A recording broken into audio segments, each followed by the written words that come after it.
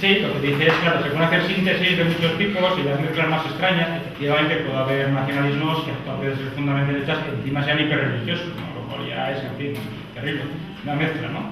Dinamita pura. Sin embargo, no significa que no pueda haber un fanatismo brutal en una religión política que se declara atea, igual, exactamente igual. Claro.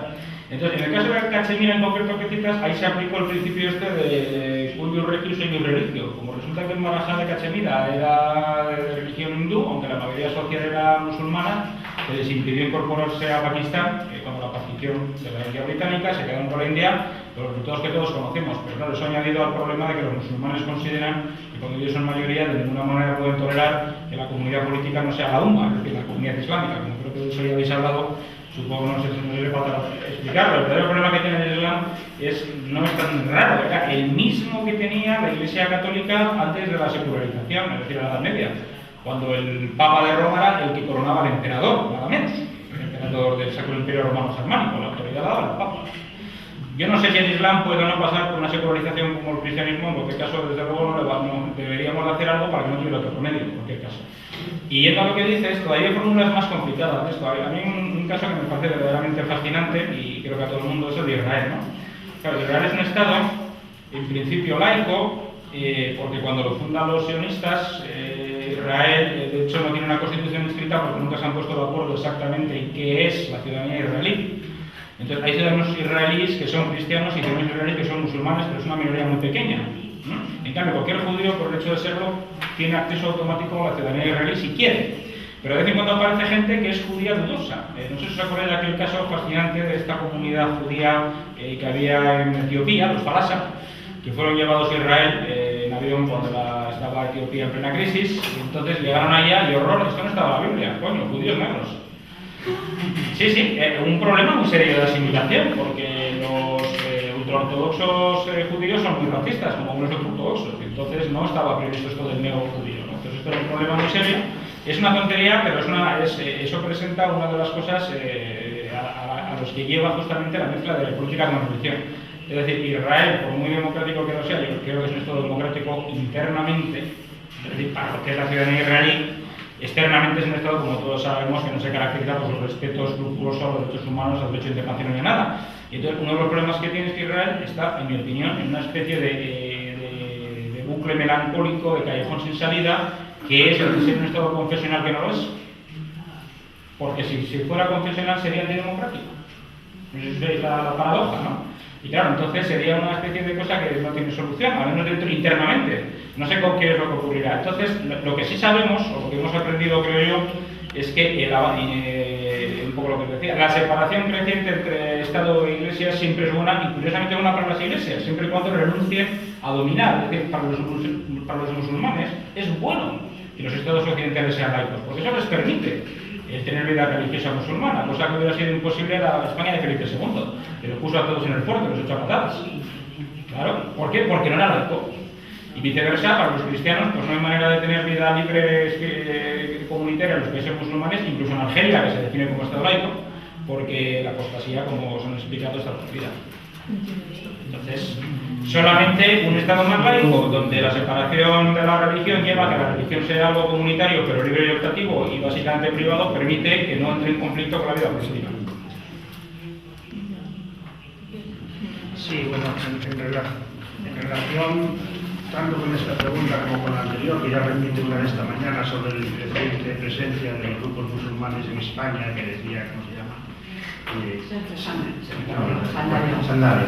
Pues en relación con las dos cosas, claro, yo por supuesto estoy completamente de acuerdo en el planteamiento que ha repetido Carlos de que en el ámbito público el laicismo implica separación total entre lo que son leyes civiles y lo que son grupos religiosos, pero luego en el ámbito privado cada cual puede hacer lo que quiera, es decir, en el ámbito privado hay libertad religiosa y ahí es donde yo, que por supuesto pienso que como partidario del racionalismo escéptico considero que todas las religiones son peligrosas y dañinas, evidentemente unas son más peligrosas y más dañinas que otras, y la única manera que tenemos los que queremos estar fuera de ese mundo de estar un poco protegidos es que haya muchas. Es decir, yo creo que pretender para las religiones es imposible, porque la fuerza que tiene la tendencia humana hacia la religión, que es otro tema que había mucho que hablar, de por qué esa fuerza, por qué tal potencia, por qué tal dificultad de salirse de la religión y tal facilidad para pasar de unas a otras, por qué cuando una desaparece aparecen 5, ese es otro tema. Pero el hecho es que eso ocurre y que todos los intentos de combatir directamente la religión son absolutamente desastrosos, y aparte de que suelen dar a carnicerías y lugar a carnicerías iguales o peores que las propias guerras de religión provocan, son completamente inútiles. Entonces yo creo que la mejor estrategia es multiplicarlas, es decir, cuantas más haya y más se peleen entre sí, mejor para los demás. Esto está empíricamente demostrado, es decir, si cualquiera que haya viajado un poco por América Latina habrá visto allí que el auge de todo tipo de religiones, sectas, es espectacular, son poderosísimas, tienen grandes edificios, organizan grandes actividades. Las carreteras de Guatemala, por ejemplo, están llenas de aquellos carteles que hace poco se han prohibido en las carreteras españolas, que aquí anunciaban whiskies, coñacs y Marlboro, pues allí anuncian la iglesia adventista, la de los últimos santos, la del cuerpo de no sé qué, y unas y otras pues compiten, y la iglesia católica está preocupadísima porque le quitan la clientela. En México, alrededor de la catedral, hay una maravillosa red de tiendas de objetos religiosos de todo tipo, y uno de los más fascinantes que yo he visto son unos carteles de virgencitas y de santos pintados con ese estilo naif, propios del género, y con una inscripción que dice: esta es una casa católica, aquí no se admite propaganda protestante ni de sectas. Eso lo ponen en las casas para protegerse de la masa de vendedores ambulantes de sectas que están todo el día llamando a las puertas. Entonces, bueno, eso de alguna forma es positivo, porque los que no pueden salir de esa mentalidad se entretienen con esas cosas, y mientras son muchos, de alguna manera se neutralizan unos a otros. Lo verdaderamente espeluznante ocurre cuando una única religión consigue el monopolio de una sociedad y el poder civil y político. Entonces es cuando realmente se pasa necesariamente a una dictadura peligrosísima. En las grandes religiones, lo que las grandes empresas lógicamente aspiran a monopolio, y cuando lo consiguen pues no tienen piedad. El gran cambio histórico, que también es un tema que aquí ha salido muchas veces, es lo que se llama a veces el paso de las sociedades de código único a las sociedades de código múltiple. Es decir, una sociedad de código único es pues, el catolicismo medieval, una sociedad de código único es el Irán de los ayatollahs, una sociedad de código único es la Albania de, ¿cómo se llama la presidenta que declaró la constitución oficial del Estado? Exactamente, Peroxa, o la Rusia de Stalin, da igual. Una sociedad de código único es aquella en la que todos los súbditos tienen que cumplir estrictamente la religión del rey, da igual que el rey sea Felipe II ni el Castro. La diferencia con eso son las sociedades de código múltiple, donde diferentes grupos conviven con distintas culturas, con distintas religiones, con distintos sistemas de valores, y entonces aparecen muchos conflictos, pero esos conflictos es impresionante cómo históricamente se han conseguido canalizar en los países más desarrollados de una forma que es sorprendentemente tranquila, por el hecho de que tú lo decías antes, han sido aceleradísimos. Es decir, la presencia pública de las diferentes razas y las diferentes religiones en una ciudad como Nueva York, o en años mucho más recientes, la diferente presencia en la sociedad española de miembros de distintas culturas, distintas razas, distintas religiones, es una cosa tan novedosa, tan complicada y tan rápida, que por supuesto tiene que dar muchos conflictos. A mí lo que me sorprende es que no dé lugar a más de los que da. Y eso después termina de alguna forma encontrando su canalización. En el caso de la medicina, el ejemplo es clarísimo. La famosa bioética aparece por primera vez en los años 70. ¿Por qué? Porque hasta entonces no se podía plantear el tipo de problemas que se plantean en un hospital donde tiene que convivir médicos, enfermeras, enfermos, abogados de distintas religiones. En un hospital en donde los pacientes, los médicos, los jueces y los abogados son todos testigos de Jehová, no hay ningún problema. El que tenga una hipovolemia se muere y está contento. El problema está cuando el que tiene la hipovolemia es el hijo del testigo de Jehová, el médico no es testigo de Jehová y el juez mucho menos. Entonces, la bioética, que es un intento de establecer un sistema de diálogo racional sobre valores morales entre personas que tienen diferentes tipos de sistemas de valores morales. Y eso solo se puede conseguir cuando hay una técnica de deliberación entre diferentes valores, que es un diálogo racional. El problema está en que hay quien entiende así la bioética y hay quien la entiende como un campo para implantar mis valores e imponérselos a todo el mundo. Y entonces pues hay determinados grupos religiosos muy poderosos en España que entienden que la bioética es prohibir el aborto, prohibir la eutanasia y, si fuera posible, prohibir el divorcio y prohibir cualquier acto sexual que no fuera el más estricto coito conyugal. Entonces, bueno, todo es cuestión de cómo se plantean las cosas.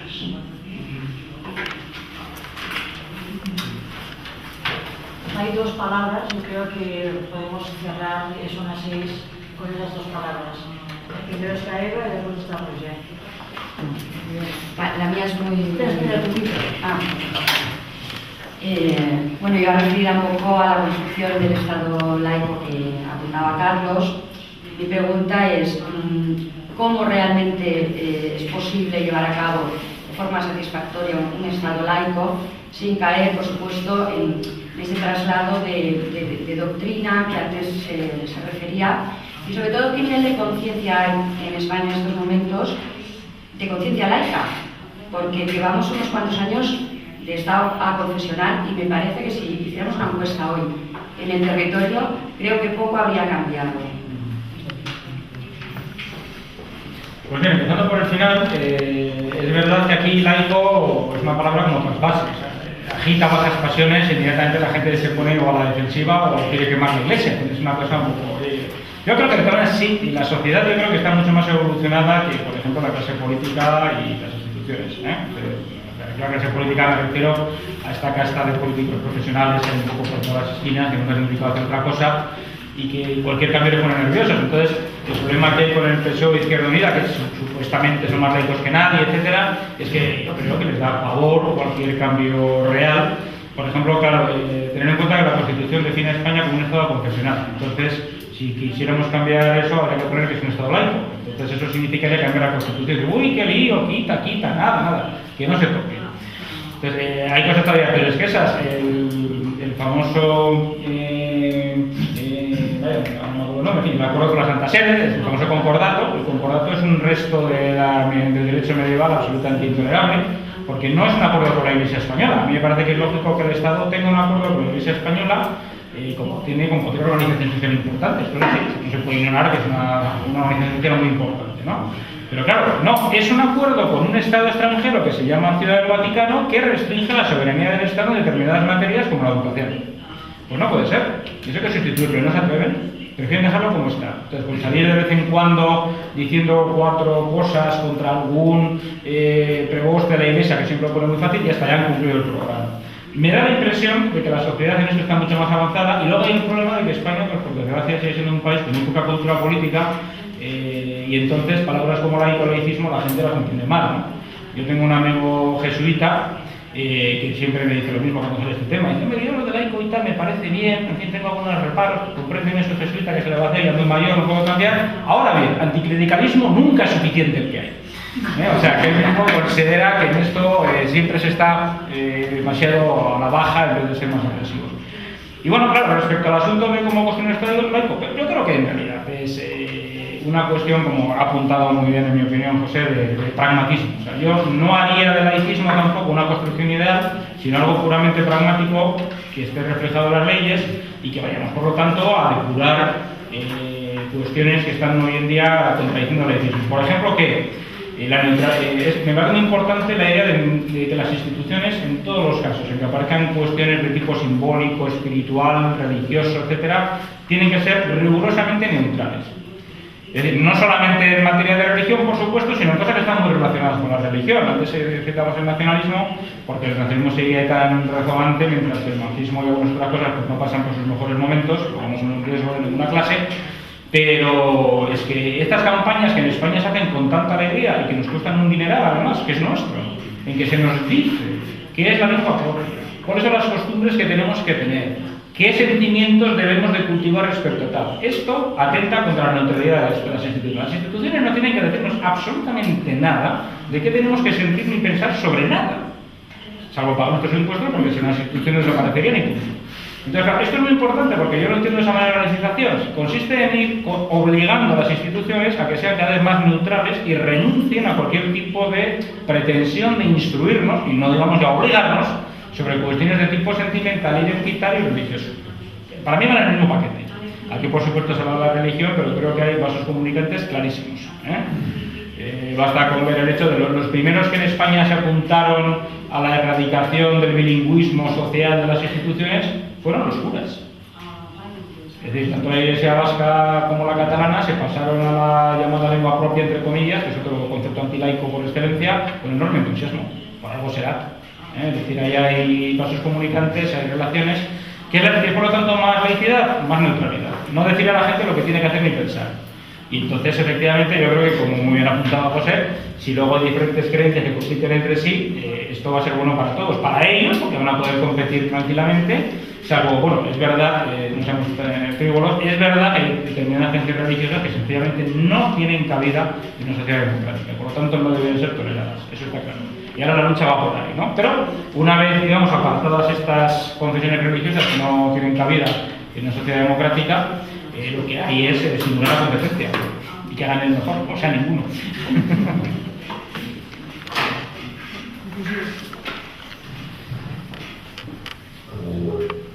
Bueno, yo lo que quería comentar, bueno, es que ha comentado Carlos que el Estado debería facilitar la construcción bueno, no prohibir la construcción del Islam, ¿no? ¿Cómo se llama? Sí. Y lo que yo quería, lo que se está hablando aquí, y bueno, esta mañana se ha comentado de ayer, es que bueno, el Islam es muy difícil de compatibilizar con la democracia, y eso lo han comentado. O sea, esta neutralidad del Estado, pues realmente aquí todas las intervenciones han ido en dirección opuesta, han dicho, es que el Islam es que no es incompatible. Entonces bueno, esto no sé si todo el mundo está, pero todas las intervenciones han ido en esta dirección, ¿no? Ayer Antonio Lorza pues también lo comentó, y hoy también se ha hablado de si hay un islamismo moderado, y bueno, usted ha dicho que no había, o sea, eso no existe, ¿no? Entonces, por eso aquí esa idea del Estado neutral, yo no sé si es muy ideal. Luego también, la otra cuestión que quería plantear era que le han preguntado a ustedes qué era el humanismo secular. Yo creo que no lo ha contestado. Yo vuelvo a insistir, ¿cómo define usted el humanismo secular?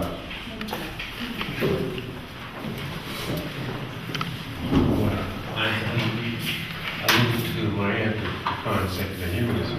But the point about Marx is when we say that the state should stay neutral, the way I see it, that the state has a perfect legitimate interest in what is being taught in the mosques, for example, or in religious schools.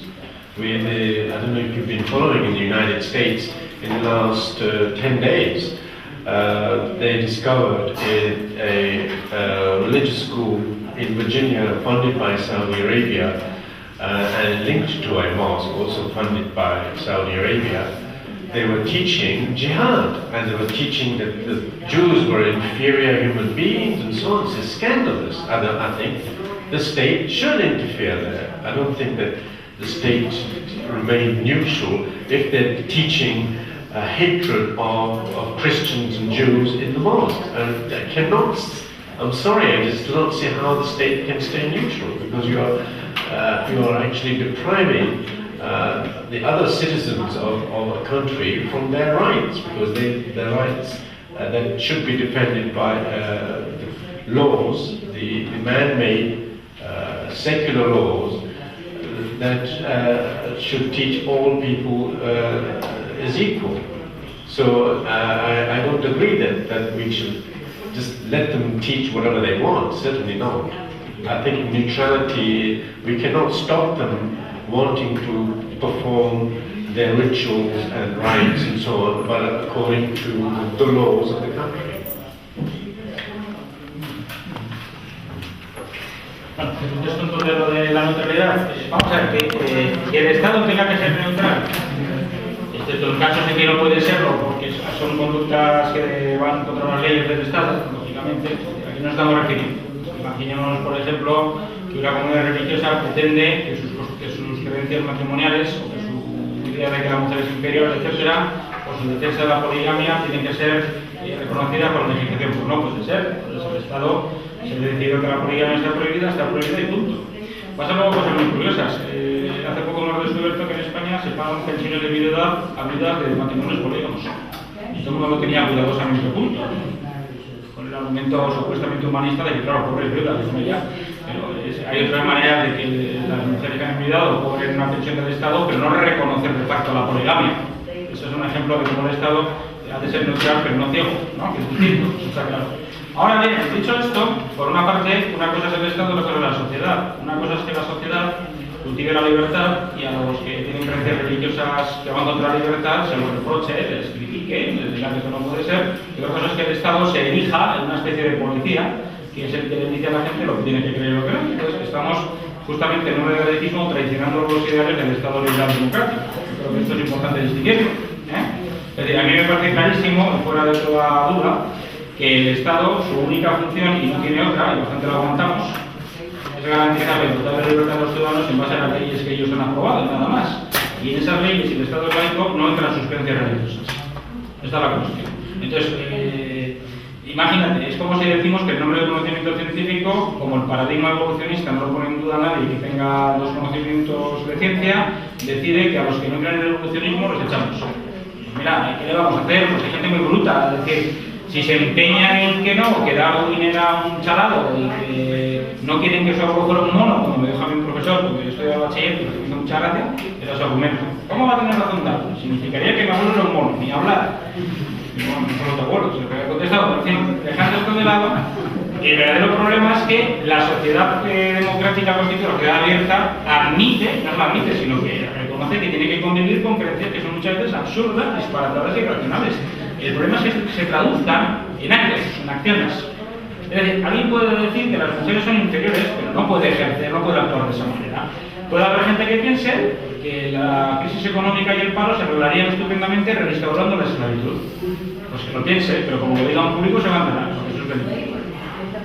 Quiero decir, bueno, sobre todo si se dedica a esclavizar a la gente. Es decir, ahí está el límite, es decir, la creencia, la idea de que es algo privado, que tiene un ámbito de acción en la esfera privada, pues un Estado democrático tiene que respetarla por disparatada que sea, porque su papel no es arbitrar las creencias. Lo que sí es su papel es, desde luego, distinguir qué acciones son legales de las que no lo son. Y actuar en consecuencia. En España siempre ocurre al revés, es lo que pasa, este es un país que es como un manicomio para eso, ¿no? Entonces, resulta que hay leyes que no se cumplen y luego la gente se enfada porque alguien es musulmán. No, mire, si no es musulmán, pues está en su derecho. Lo que no está en su derecho es a que nos diga, yo qué sé, pues que nosotros tenemos que respetar el derecho civil islámico, el que sea, de las diferentes tradiciones legislativas que tienen, y que tenemos que aceptar la poligamia, o la integridad legal de la mujer, o cualquier cosa de este estilo. Pues no lo vamos a tolerar. Pero no porque sean musulmanes, ojo, es que está la diferencia, sino porque el acto en sí es delictivo.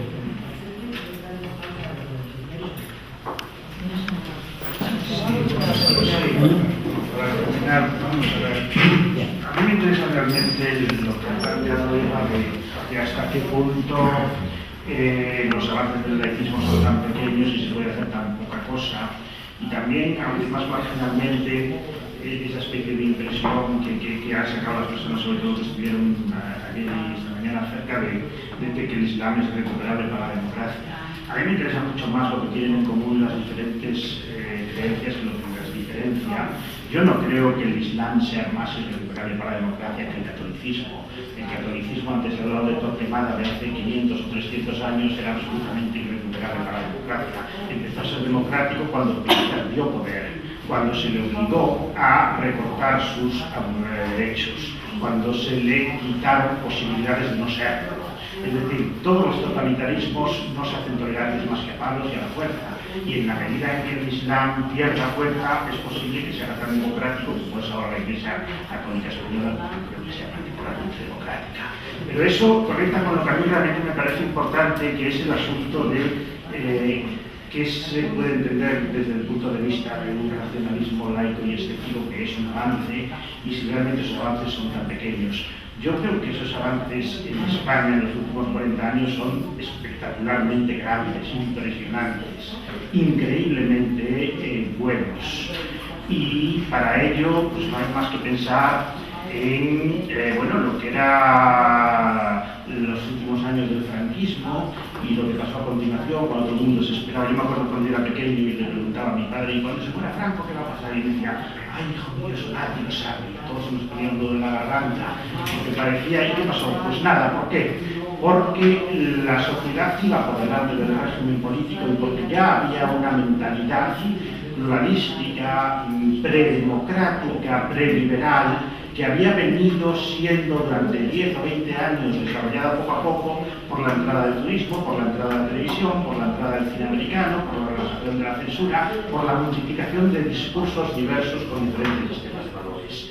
Eso en los 40 años que han pasado de la muerte de Franco se ha agudizado enormemente y hoy realmente la mentalidad mayoritaria en el país a veces casi se va por el otro extremo, y hay quien dice que todas las opiniones son respetables, o sea, que no tiene estupidez, que hay opiniones respetables, opiniones despreciables, opiniones admirables, opiniones criminales, y que si acaso todos los opinantes serán respetables, pero las opiniones para nada. ¿Por qué eso no parece que ocurra en el Islam? Y eso es un tema que a él también se le ha planteado. Pues porque las sociedades muy autoritarias, muy rígidas y muy estáticas, lógicamente no cambian, igual que la sociedad occidental, pues desde el siglo I de la era cristiana hasta el siglo XVII cambió poquísimo. Y desde el siglo XVII al XVIII empezó a cambiar, y del XVIII al XIX cambió aceleradamente, y definitivamente fue de vértigo. ¿Por qué? Porque cuanto más se introduce la diversidad de puntos de vista, la multiplicación de las ideologías, la convivencia de los diferentes valores, más abierta, pluralística, democrática, liberal y razonable se hace la mentalidad de la gente. Entonces yo en ese sentido no estoy para nada tan pesimista, más bien lo contrario. Yo creo que en las sociedades en donde realmente se empiezan a abrir brechas y se empieza a poder disponer de una libertad de expresión que permite que se contrasten puntos de vista, el cambio es, desde el punto de vista histórico, inconcebiblemente acelerado, y la liberalización es rapidísima. Y en sociedades incluso con una tradición de lo contrario, por ejemplo la japonesa, a partir de la Segunda Guerra Mundial, es espectacular la velocidad con la que se pueden producir esos cambios. Lo difícil es que una sociedad estanca, rígida, cerrada, pueda iniciar esos cambios, porque mientras el discurso único, dominante, es omnipotente, evidentemente no hay posibilidad de iniciar el proceso. Ahora, las cuestiones políticas después de si los políticos rompen el comportamiento o los plantean, yo creo que eso es, digamos, secundario. Los políticos yo creo que por regla general son gente bastante torpe, bastante corta, que toma decisiones por razones bastante miserables, y que realmente, sí, y que realmente, no, es un político, y que realmente se enteran muy tarde de las cosas, es decir, y de hecho cuando se enteran lo que hacen es cambiarles el nombre. No, este no es un político, este señor es un profesor, es un intelectual que se ha metido en política, supongo que irá bastante mal, como supongo que en estos casos, pero que hasta ahora el partido al que él pertenece no ha actuado como un partido político, sino que ha actuado como lo contrario, como un partido que intenta decir lo que todos los partidos políticos no quieren que se diga. Entonces, yo me refiero, para mí, yo entiendo por políticos, supongo que es muy tópico, el que se niega a reconocer la realidad y continuamente se cree que para no reconocer las cosas basta con cambiarles el nombre. Entonces, si antes de ayer estábamos en contra del trasvase y hoy estamos a favor, pues ya no le llamamos trasvase, le llamamos canalización provisional.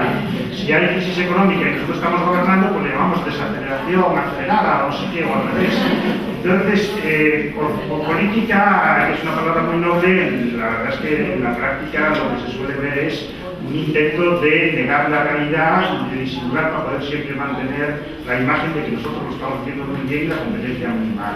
Eso es a los políticos que me refería, y esos son los que de alguna manera procuran frenar o no reconocer los cambios sociales que son espectaculares en estas condiciones la se me refería. Bueno, no sé, la verdad. Bueno, pues muy bien, no sé si lo teníais ensayado, ¿no? Ya le diré yo luego lo que pienso. Ha salido un pelín. Bueno, pues muchas gracias a nuestros ponentes, les agradecemos mucho que hayan estado aquí, ha sido muy interesante. Muchas gracias.